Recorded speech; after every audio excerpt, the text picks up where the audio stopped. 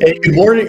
Good morning. I'm on the wrong thing. Good afternoon, everyone. Happy Wednesday. Thanks for hanging out. My name is Joe, and today we're talking about how the California market shift is going to affect the United States. And we're going to be talking about how the California market is shifting.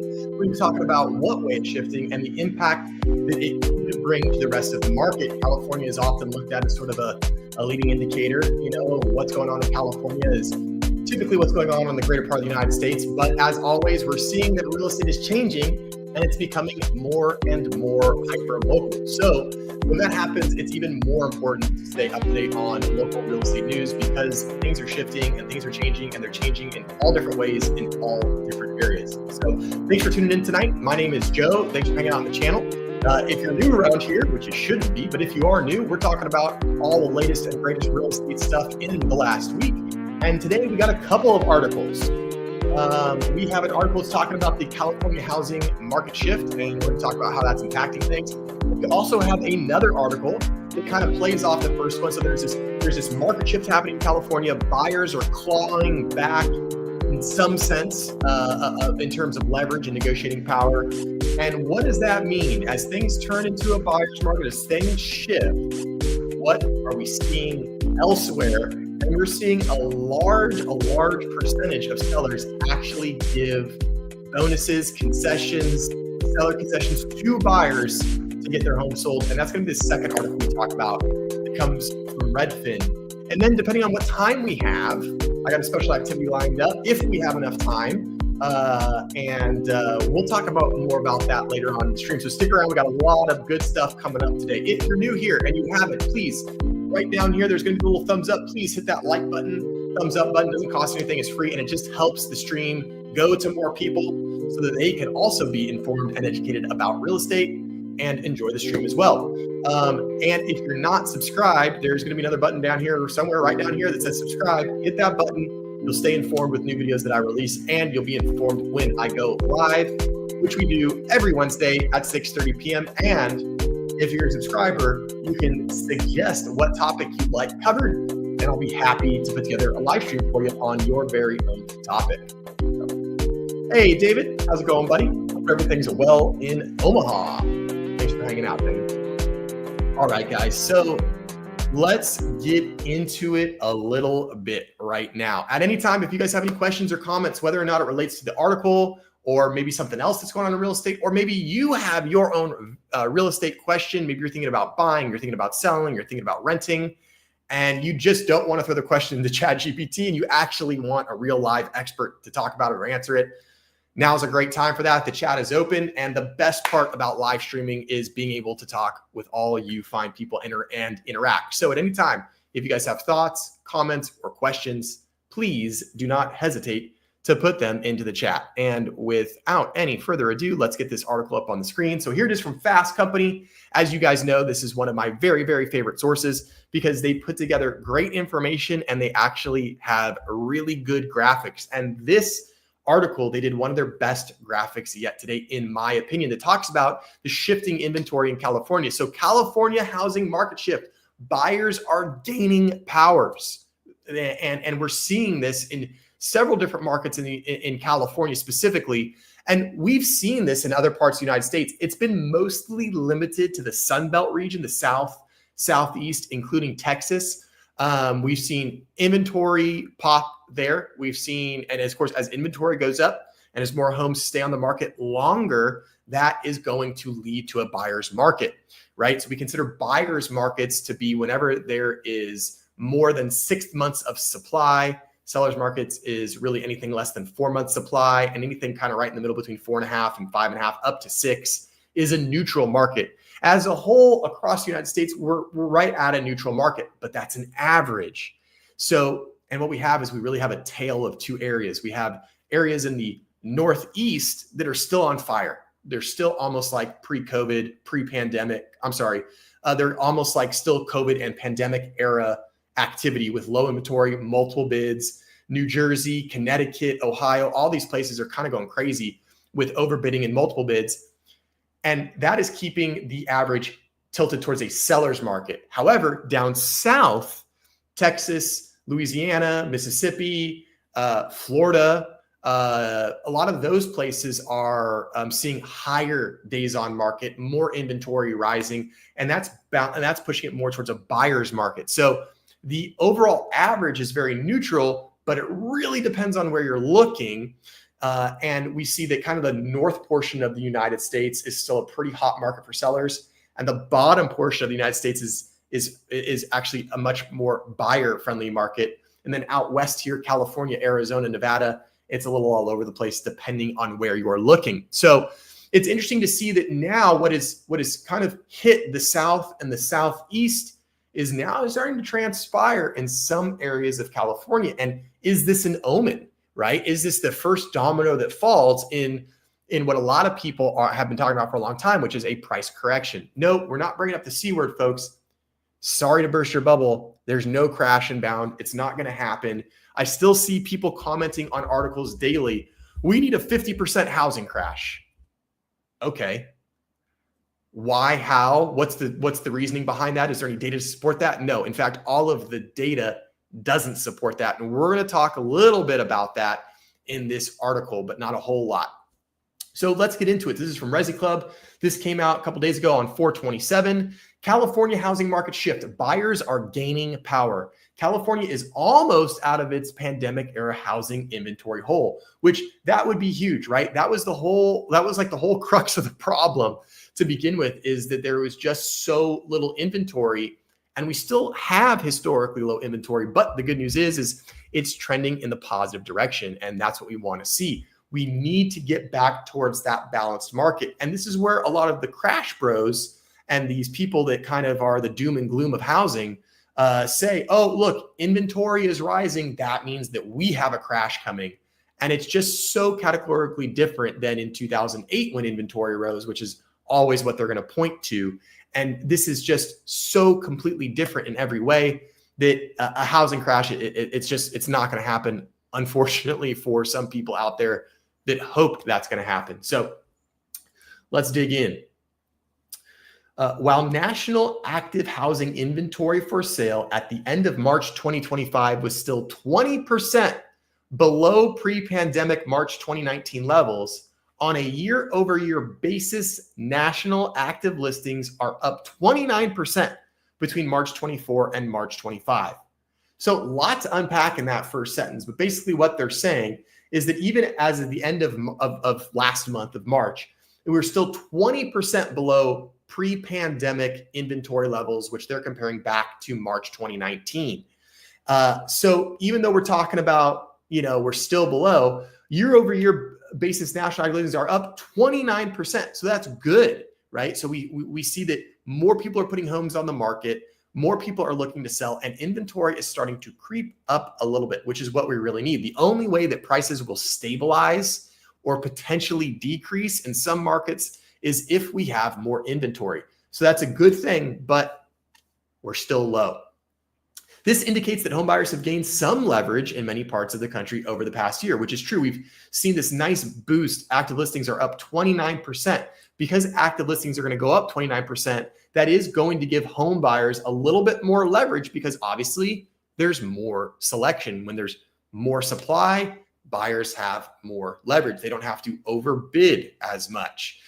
There's more supply, so there's more people to put more bids on more homes, which means less bids on any single one home on average. Now, obviously, a lot can change that. If you have a terrible home next to a great home, well, the great home is going to get all the offers and the terrible home isn't.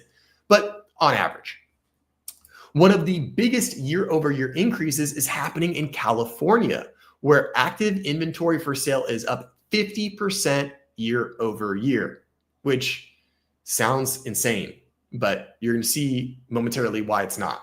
1 year change in active housing inventory for sale, metro shift between March 2024 and March 2025. So the graph that you guys are about to see is the shift in inventory from March of 24 to March of 25. So I know it's April 30th, but we don't get April data until about the second week of May. So all of our data is current through March. We don't have anything in for April yet. So I'm going to scroll down and you guys are going to see this map of the United States. And you're going to see that the more kind of greenish, tealish that we see, That means there's more inventory now than there was 1 year ago. The more white we see, that means that it hasn't really changed. And the more kind of brown gold we see, that means that there's less inventory now than there was a year ago. So let's take a look, and wouldn't you know it, green everywhere. Try to make this a little bigger. Fast Company has this stupid banner that takes up like a quarter of the page, but whatever. So anyway, so green, and the larger the green dot, the more homes it is. So you'll see that they vary in color intensity and size. So the darker the green, the more inventory, and the larger the green, the bigger, the more amount of houses there are. So you can see that pretty much everywhere in the United States has more listings right now than it did 1 year ago. The only area where we're not seeing a ton of that is in some of these markets in the Northeast where it still continues to be hot. All of these areas like New York, New Jersey here, this is all, there's no increase and no decrease in inventory. Because there's been no increase in inventory in some of these areas like right here, that means that demand is still very high. Inventory has not increased, and that means that prices are still going to go crazy. So a lot of these areas where you see the small white dots and the large white dots, not friendly for buyers still, even 5 years after the pandemic. And then, of course, we have the areas that we would normally be accustomed to seeing the larger green dots right here. So we can see in this kind of lower right quadrant of the United States, that is Georgia, Alabama, the Carolinas, Tennessee, Florida, obviously, lots and lots of green circles there. That means that we've had a big increase in the last year in inventory. So these would be your buyer-friendly markets. Same with some areas of Colorado and some areas of Utah, if my geography is correct. Why can't they just label these? But I'm 99% sure that's Utah. In fact, it is Utah. The more I look at it, the more positive I am. So, Utah, there's some increases. But look here, California, some large, dark green circles. I mean, this is LA. This is probably LA, and this is probably the Inland Empire kind of area. So this is the greater Los Angeles area down here.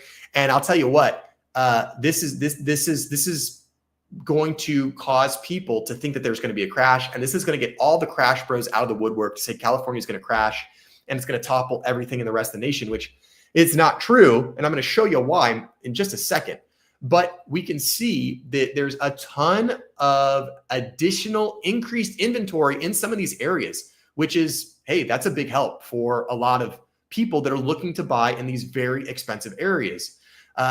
Now, why is that not a problem? Why are we not concerned about some of these green dots, but we're concerned about some of these green dots over here and in this area? Well, first and foremost, there's just more green dots that are bigger in a smaller area in areas like Florida, in Texas, and in the areas of the Carolinas. This is cause for concern. This means that there's a ton of inventory in multiple places. Over here, you can see it's much, much less dense. So there's much fewer areas where we're seeing a huge increase in inventory. But we're going to go one step further, and I'm going to show you why this isn't that big of a deal yet anyway. So this is active housing inventory for sale by month, only in California. Take a look here. So this is California, and I'm actually going to make this a little bit smaller so that we can see there we go. Sorry, it's a little small for you guys, but hopefully you can still see it. But now we can see the whole graph. So you have it's all counting in March, and we have from 2017, 18, 19, 20. This is pandemic. This is prime pandemic.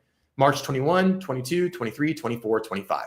Very first thing you're going to see is the big seasonality. Even here in California, we have great weather. It's always beautiful, but even we have seasonality. So here you can see clearly we have some seasonality things here. Drops off in the wintertime, picks up in the springtime, peaks here in the summer, drops back off, rolls down. January, February, March starts to pick back up. And so it's really nice. You can really see the seasonality like really, really nicely here. So obviously, if you didn't know, if you're living under a rock, real estate, very, very seasonal. But here's the important thing to take apart from this portion.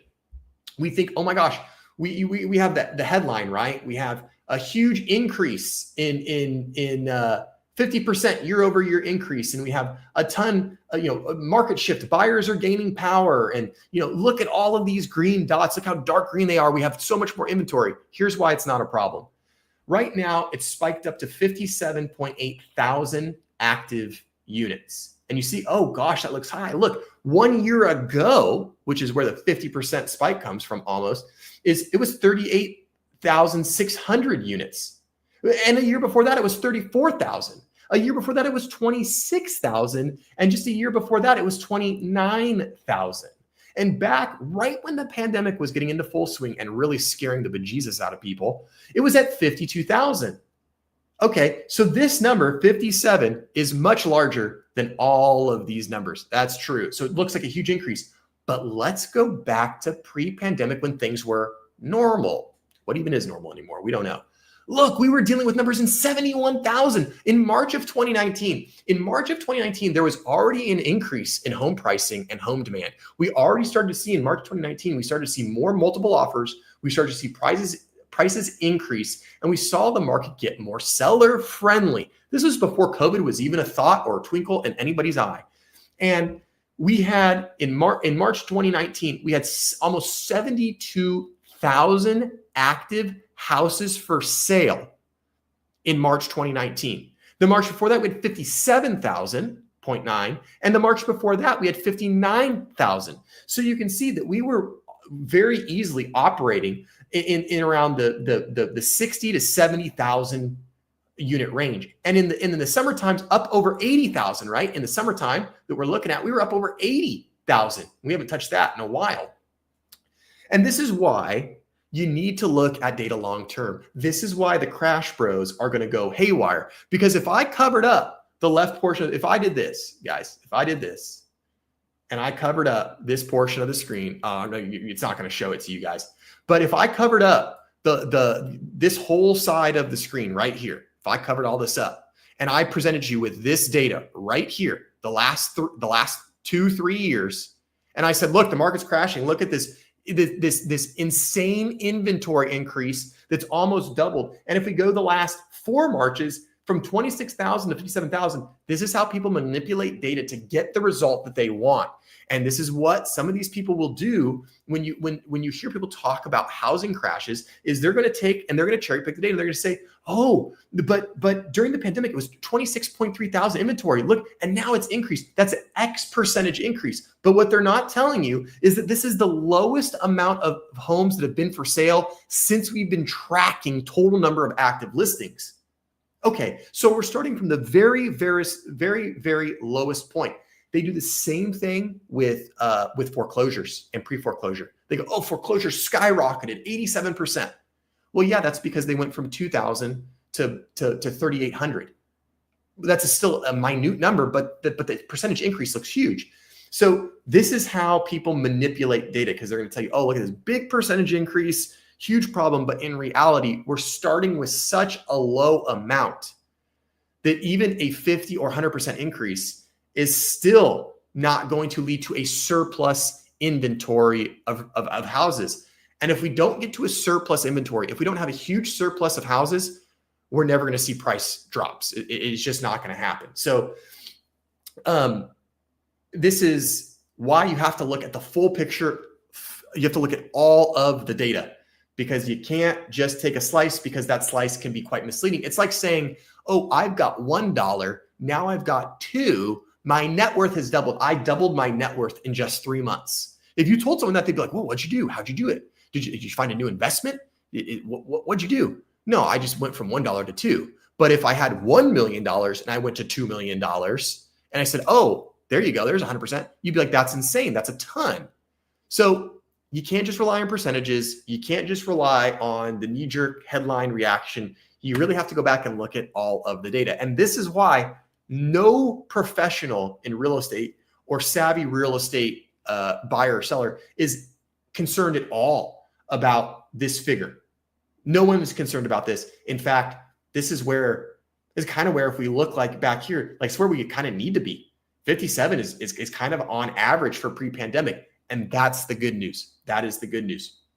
Despite the 50% year over year jump in active California housing inventory for sale, including both single family homes and condo, California at the end of March 2025 still had 20% fewer homes for sale than it did in pre-pandemic March 2019. And that's really the whole point. But more California housing markets are climbing out of that inventory deficit. It's a good thing. And if the current trajectory holds, California could soon be out of its pandemic housing boom era inventory hole, which I don't think that's going to happen personally. I'd love to know your guys' thoughts though. I don't think that yes, if this trend continues and we see more inventory, then yes, we would get out of our pandemic era housing hole. But I'll tell you what, I don't see a lot of signs that we're going to be able to get out of that hole anytime soon. Let's scroll back up and look at this graph. All right, guys, what's one of the key differences between March 2017 and March 2025? Anybody good at math? It's not quite 10 years, but it's about, what was that, 8 years? Okay, so 8 years. What has the population done in 8 years? It's gone up, right? It's always going up. We're only going to have more people. We had more people now than in 2017. We have more people now than we did back in 2010, so on and so forth. And yet we still have less homes available for sale. So even if we did get more homes available for sale, that supply would likely be gobbled up and absorbed by all of the ready and willing and able millennials that are wanting to buy. And at the moment that more inventory did release, and if prices did stabilize or come down, they get snapped up just like that. And chances are prices could potentially begin to go back up as people begin to buy more homes. Of course, a lot of that has, you have to take all this with a grain of salt, because as I talk about people buying and selling, you have to remember that right now there's a lot of uncertainty in the market, and people don't like uncertainty. Look at the consumer confidence index. It's in the hole. It's terrible. Trucker confidence index for our truckers that really are the heartland of America, and farmers, their confidence indexes are very, very low right now. All it takes is something crazy to happen in Ukraine, Russia, Iran, one of these places where there's some geopolitical tensions and things like that. Heck, even more tariff news, could change things. So it can always change, but the only thing you can do is you can work with the data that you have at the present time that you're looking to make a move. And right now, this increase in inventory is not a bad thing, especially in areas like California, where the inventory is so tight and prices are so expensive. Quite honestly, we need more inventory in New York, California, Miami, San Francisco a little bit, but we're going to talk about why maybe not in a second. So not a bad thing to have some of that. Hey, Innovative, how you doing, buddy? Thanks for hanging out. Always good to have you in the stream. More inventory is a good thing. Yes, this is what I've been saying. I don't see CNBC running an article that says grocery store shelves dangerously overstocked, gas stations alarmingly overstocked with fuel for consumers. You're right. You're right, Innovative. And we know why you won't see those headlines. It's because those headlines are not scary. Those headlines are not rage bait. Those headlines won't get clicks. People, they wouldn't do anything. But what does sell is when we go, oh God, inventory's up, potential housing crash. This is actually a great way to spin this. If you're going to look for a headline, and this is one of the reasons I like Fast Company, this is a good spin on the data. California housing market shift, buyers are gaining power. These are two true statements. Now, it would have been another thing to say California housing market shift, California inventory soars, possible crash, or something like that. That's what the major news outlets or the crash bros would do. But you're exactly right. The moment that we get a shred of inventory, which is what we need, that's what people are begging for. But the moment we get a shred of inventory, the moment inventory pops up, popped up 6%, popped up 5%, year over year, it's up 10%. That's the moment that crash bros go, inventory's on the rise. We're all screwed. See, nobody's buying houses. You're screwed. And it's like, no, that's not the case. We need more inventory. That's how we can stabilize prices, get hopefully more Americans into affordable homes, and we get past this crisis. So the only answer to our problem right now is inventory. That's it. Lower mortgage rates would help somewhat, but I'll tell you what, if they lower mortgage rates, what's going to happen? If we get mortgage rates down to 6%, it's going to go crazy. People are going to get off the sidelines. They're going to buy. People are going to want to sell. We will get a small pop in inventory, but we're going to get more buyers than inventory. And guess what happens when you have more buyers than inventory? prices go up. So we can't just rely on inventory rates to go down to make housing more affordable, because that will only be a very short-term temporary effect. The only solution, ladies and gentlemen, is more homes. That's it. Plain and simple. More homes. All right, so let's go back to the next graphic that I really like. And here we go.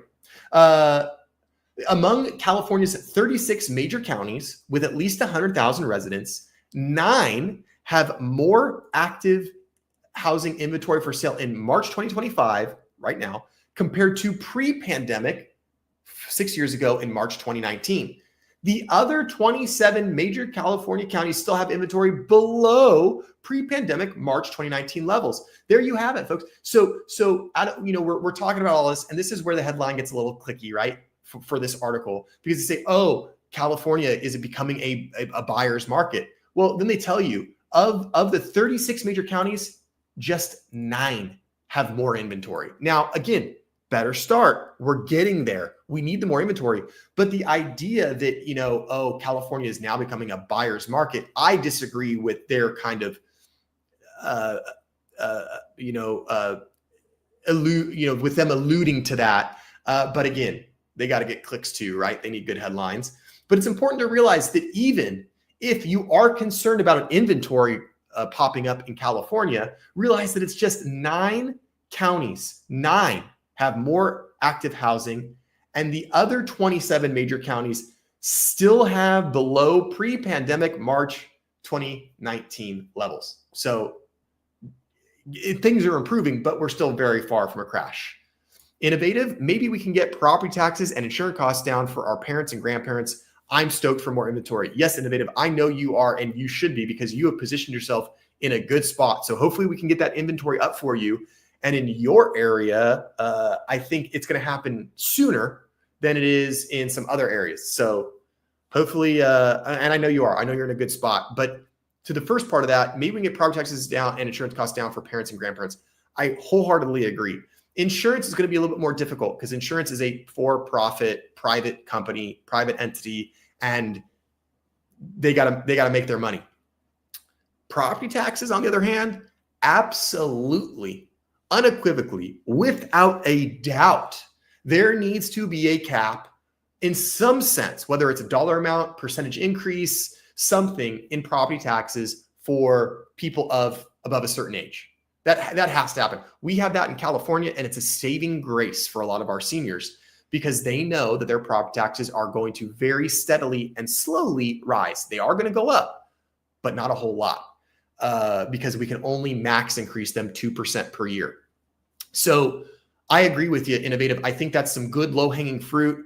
Of course, no city, state, county, no government is going to want to say, oh, we don't want to make as much money. But guess what? They all work for us, right? They all work for us. And, I think that's one of the best things that we can do for our older community and our older citizens is to take off some of the burden, especially, some of these insurance costs in Texas, which you could probably testify to, Innovative, because I believe you're in the Dallas-Fort Worth area, if I'm not mistaken. But the property taxes in Texas, they just get reassessed whenever they want, and they just go up thousands of dollars, and it's insane. It's crazy. And then of course, when the market goes down, are they going to reflect it down? Heck no. So I agree with you. I'm stoked for more inventory too. It's exactly what we need, and we absolutely need to get those property taxes and insurance costs down for our older senior group, because there ain't no way they're going to be able to afford some of this stuff. And what are they going to do? What is a 79-year-old lady going to do on a fixed income in Florida, and now she can't afford property taxes and insurance? What is she going to do? Right? She can't. What would she go? What is she going to do? It's going to be very difficult for those people, and quite frankly, it's unfair. They've paid their dues. They've been contributing members of society for 60, 70, 80 years. Paying taxes, paying into the system, paying Social Security, using Social Security, and they absolutely deserve a break. I agree with you, Innovative. I agree. All right, so let's get to the graphic that's really, where's my graphic? Oh, no, my graphic's supposed to be right here. Why isn't it here? Let me try to zoom out maybe. Oh, that makes me really sad, guys, because I had a really, really good graphic by county. Let me try to reload it really quick. Ah, yes, it worked. Haha. Okay, cool. Cool. All right, guys. So this is by county, and this is active housing inventory for sale by month in California's major counties with at least 100,000 residents. So this is the stuff that you saw, kind of up in this area, up in this area. This is the same thing here. So if you see green, like all of these here that you currently see on the screen, this means that there's more inventory right now than there was pre-pandemic in March 2019. Brown is the opposite. Brown means that today we still have lower inventory than we did pre-pandemic. So you can see, you go, oh, wow, look at all these counties in green. San Francisco County, that's a major county, and it's in green. Does this mean it's a buyer's market? Well, not quite. Because, again, you can see the seasonality. Look at all the peaks and troughs. This is seasonality. And what we can see here is that as of right now, March this year, if we go up here, you can see this little number, 922. There you can see 922. That's how many units are currently active on the market in San Francisco County. And if we go back to any time in March, let's find a month of March, March 2019, 591. So that's before the pandemic, 591 in March. And again, right now, 922. Not an increase, don't get me wrong, but it's San Francisco. That's an increase of not even 400 units. So you think an increase in 400 homes in the urban metropolis that is San Francisco is going to make a difference in demand and in pricing? No, it's not going to. And same goes for the rest of these. If you look at where they are now compared to where they were, 475 here. If you look, 426. So these are negligible increases, very, very negligible increases. We're talking maybe 300 to 500 units over time. And then let's not bring in all these other counties. Now, remember, Brown, that means we still have low inventory in all the rest of these counties, major counties in California. So yes, are we getting better? Are we improving?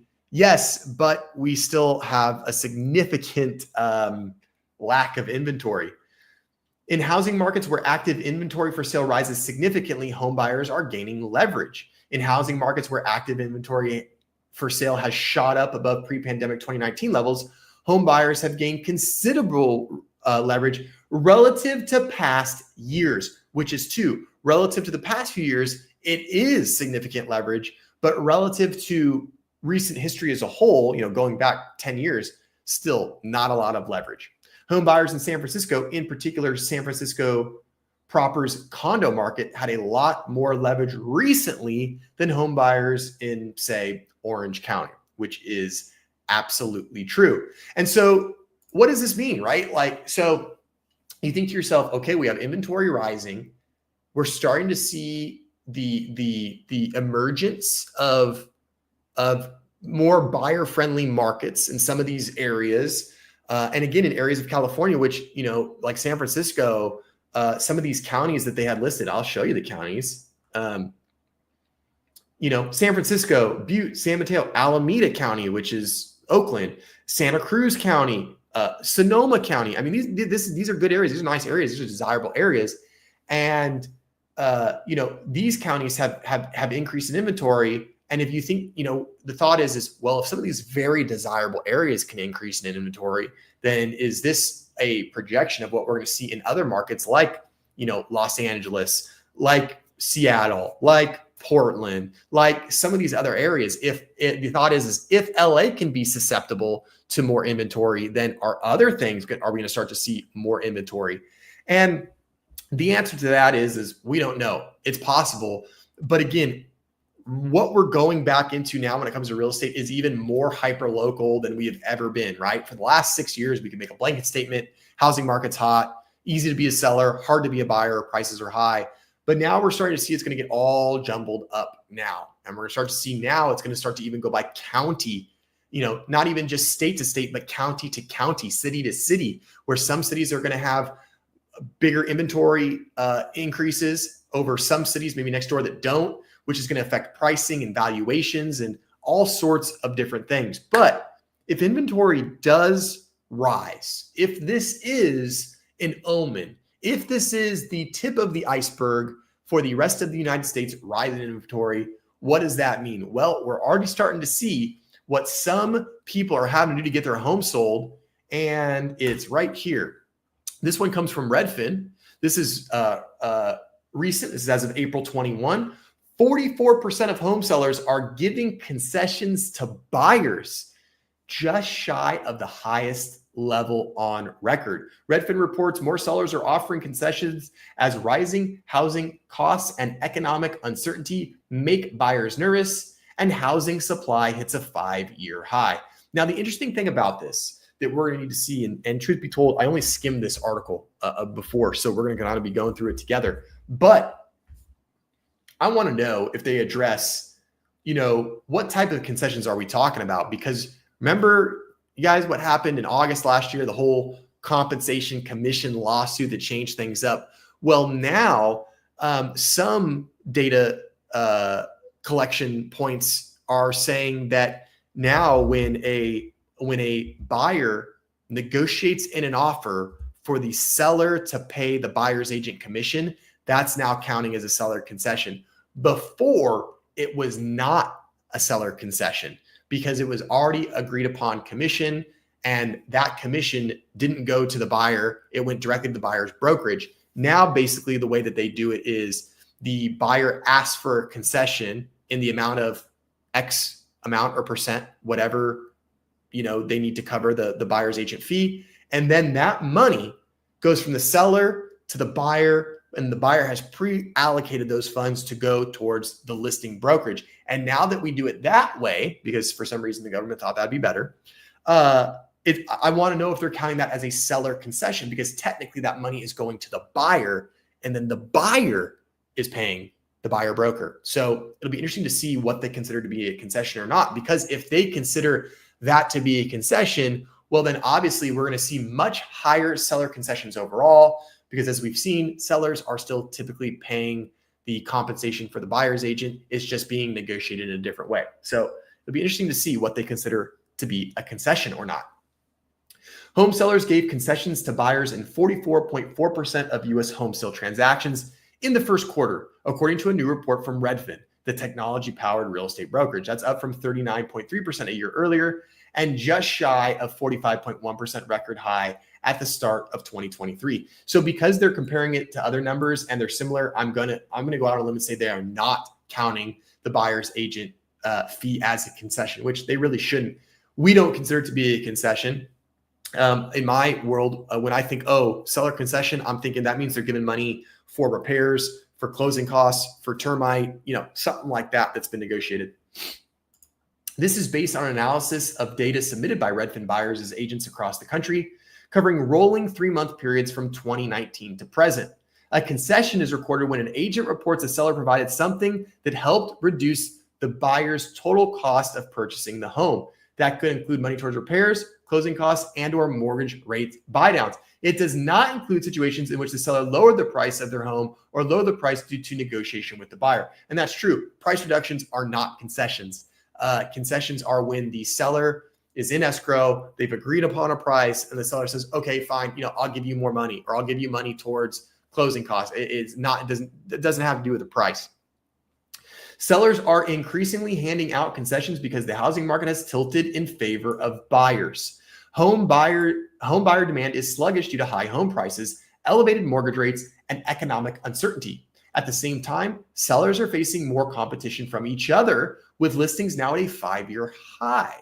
When buyers have more options to choose from, it typically means they have more negotiating power. Plus, Redfin agents report that many homes are overpriced, which often means they linger on the market, forcing sellers to offer concessions to find a buyer. Yeah, which is true. So again, more sellers are having to go, okay, how can we make our home stand out? How can we entice people to buy our home? Well, first and foremost, price it really good. That's the best way. Then secondly, offer to pay a buyer's agent commission, because that's going to take the burden off the buyer. Offer to pay for a home warranty for up to a year or 2 years for the buyer. So as a seller, it's only going to cost you maybe $1,000, $1,500. And it's one thing that you can say, hey, the seller's going to offer a home warranty. That's how confident they are in the home, that it's a good home, is they're willing to pay for a home warranty. So there's other things that you can do. And simply because that there's more seller competition, right? 3 years ago, 4 years ago, sellers didn't have to do anything. They just sit back, relax, kick their feet up, put a sign in the yard, and bingo, let the offers roll in. But that's not the case anymore. And we're starting to see, more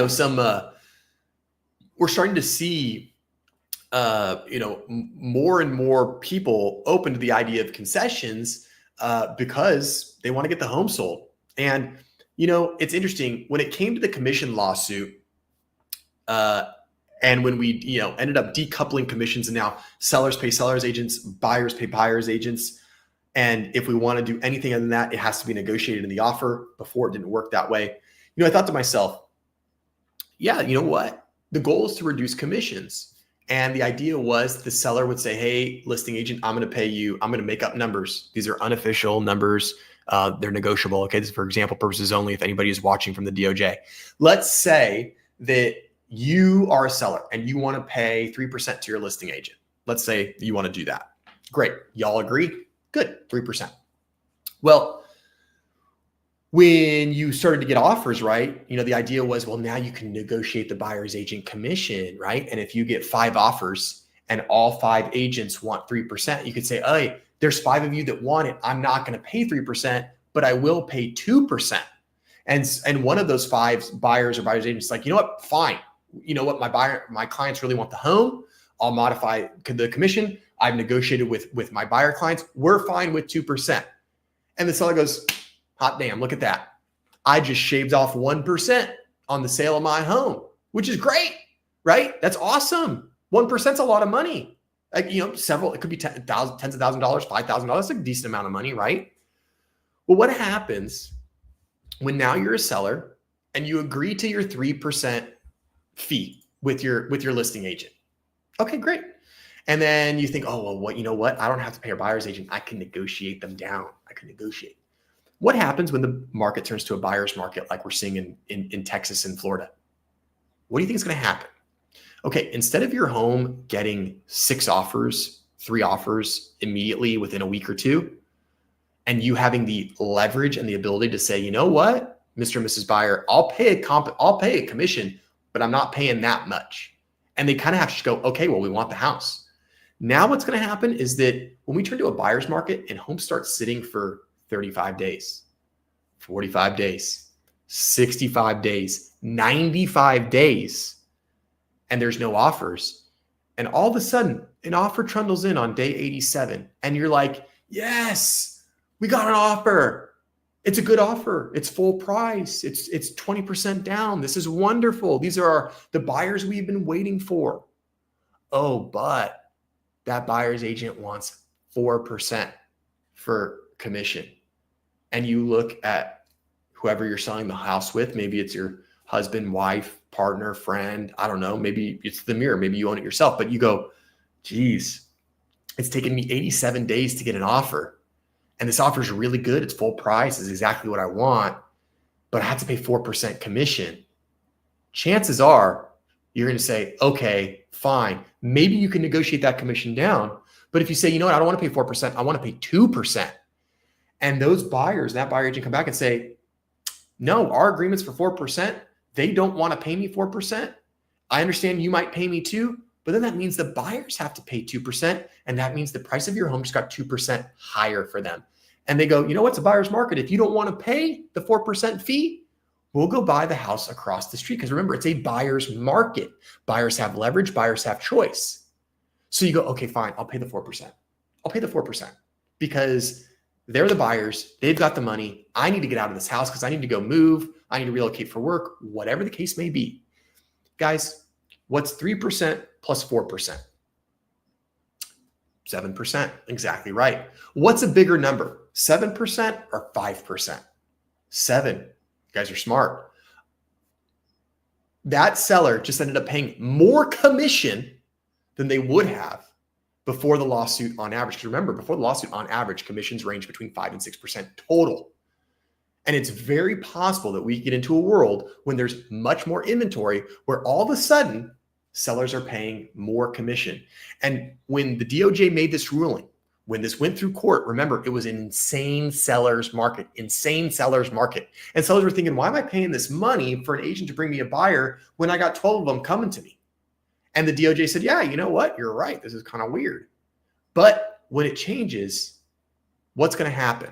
So interesting to think, when we talk about seller concessions and commission and paying a buyer's agent, quite frankly, I think that there could be some unintended backlash, which is normal, right? Government makes a rule. They don't think about the unintended consequences. They don't think about the long-term effect. They think about just fixing the problem that people are complaining about now. And then in 5 years, when things change, they realize, ooh, turns out that rule's not good. It didn't work out the way that we wanted. So we will see how exactly it shakes out. So concessions are rising most in Seattle and Portland. That's really, really interesting. It's common to see seller concessions for condos and new construction townhomes, but less so for single family homes, unless the single family home has been sitting on the market for a while. Just like I said, condos have become a tougher sell because of skyrocketing HOA fees and insurance. This is true. And builders are offering concessions because it's in their best interest to keep sale prices high. They're willing to pay buyers as closing costs and maybe provide a free washer dryer if it means they don't have to drop the listing price. So lots of concessions going up. 13% of pending home sales were canceled last month, which is an unusually high number.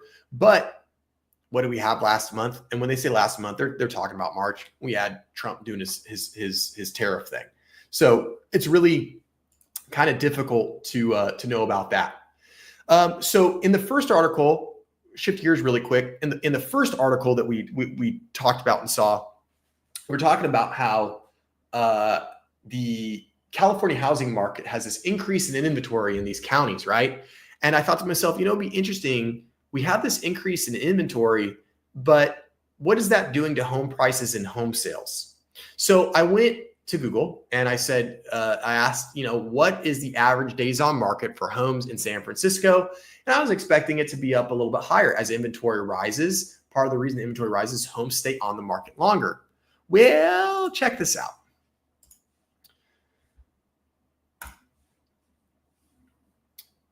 Over the past year, homes, the average San Francisco CA home value is 1.3 million, up 2.9% over the past year, and goes pending around 15 days.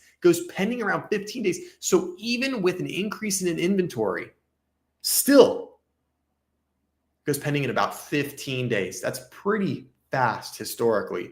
So the increased inventory is getting gobbled up. Hey, Innovative, let's see, we got some questions here. Hey, Joe, in a good market with lots of transactions and work for realtors, are you guys more amenable to a slightly lower commission, or is the opposite because you are more in demand? That is a great question, Innovative. And what I can tell you is that I can only answer the question how I would answer it, right? I can't answer it on behalf of all the realtor community, but I can tell you what I would do, how I would answer this. So I don't really base my commission amount based on how busy I am or how in demand I am.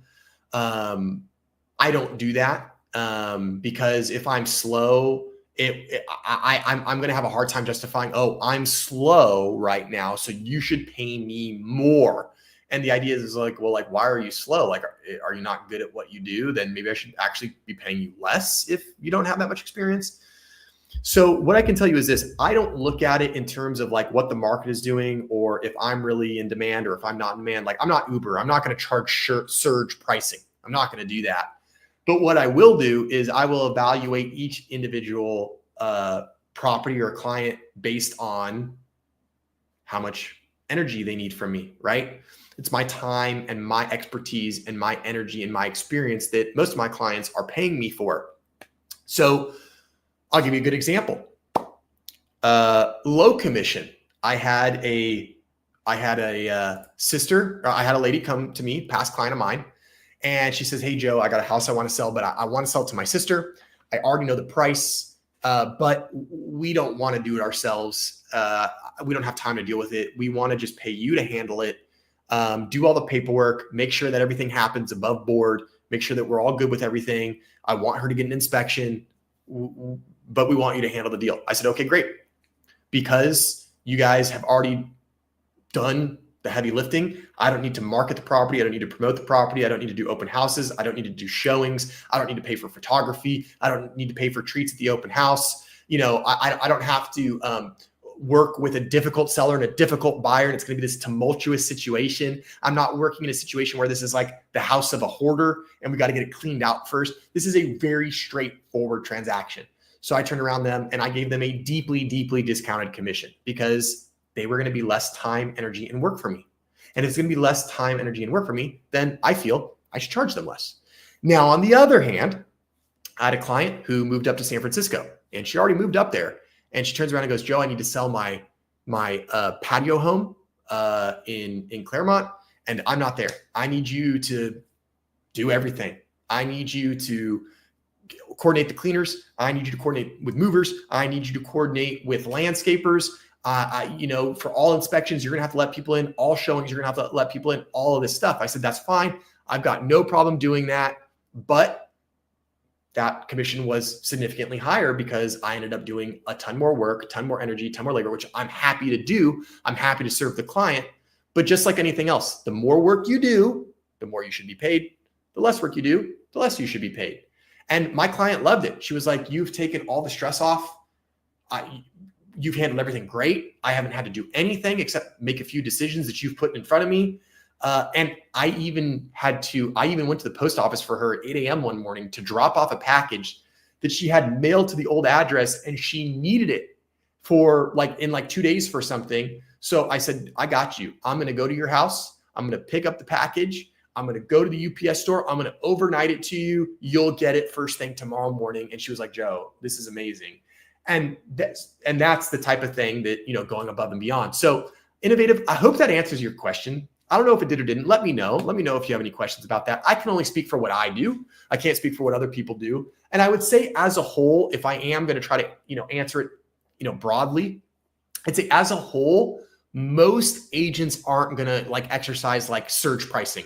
They're not going to, most agents aren't going to change their commission based on if they're super busy or not busy, or if the market's good or if the market's not good. I haven't heard of a lot doing that. I haven't seen a lot doing that. But again, that's one of those things where, every real estate agent has the ability to basically, work their own way and the way that they want to. And that's the beautiful part about real estate. It's negotiable. If you don't like their fee, negotiate them down. But remember, you're negotiating with a professional negotiator. So good luck with that if you decide to negotiate. But you should always try because you never know. So guys, we're coming up on an hour here. I do have one other thing, but I think I'm going to save it for the next stream. I'll drop a little tidbit though for you guys that are here hanging out. And by the way, if you have not liked the stream, go ahead, hit that like button, hit subscribe. I really, really appreciate it. Just helps get the stream out to more people. But if you guys remember on the last stream, we kind of went over what to look for in an inspection report, kind of how to read an inspection report. And I think what we're going to do is towards the end of that stream, we had a viewer talk about, oh, you got to get the sewer line inspected. And I said, oh, that's a great suggestion. You absolutely do need to get the sewer line inspected. And I had a sewer scope inspection recently, and I have the video of what it looks like to look down a sewer line. And this one is good to use for some examples because this will show you what you need to look for when you are getting a sewer line inspection, which is something that you should do on your home if it's more than 30 years old, or if you've got really big trees anywhere on your lot. And I'm going to show you what to look for when we're talking about looking at a sewer line. So that will be next week on the stream. I don't know what the rest of the topic will be yet. We'll just have to see what real estate news hits in the next week. But as always, if you guys have any type of subject or topic that you all want to discuss, I am happy to do so. And you can just put it in the comment of any video. You can send me an email or whatever you'd like to do, and you can get me that topic. I'll research it and we will do a live stream on it. Thanks so much for giving me some of your very valuable time. I love hanging out with you guys for an hour every Wednesday. It's a lot of fun for me. Again, like the stream, please subscribe to the channel. We're here every Wednesday, 6:30 Pacific Standard Time, talking about really cool, nifty real estate stuff. So don't miss the next stream. Guys, have a great week. I hope you enjoyed the stream. And if you watch the stream, you guys know how I close it out. Try to be positive. Guys, do something nice for someone. Be kind. Wave at a neighbor. Don't be weird. There's a lot of weird people out there. A lot of craziness. A lot of hectic stuff going on. So, just be cool. Just be cool. All right, guys. Have a good night. See you next time. Bye.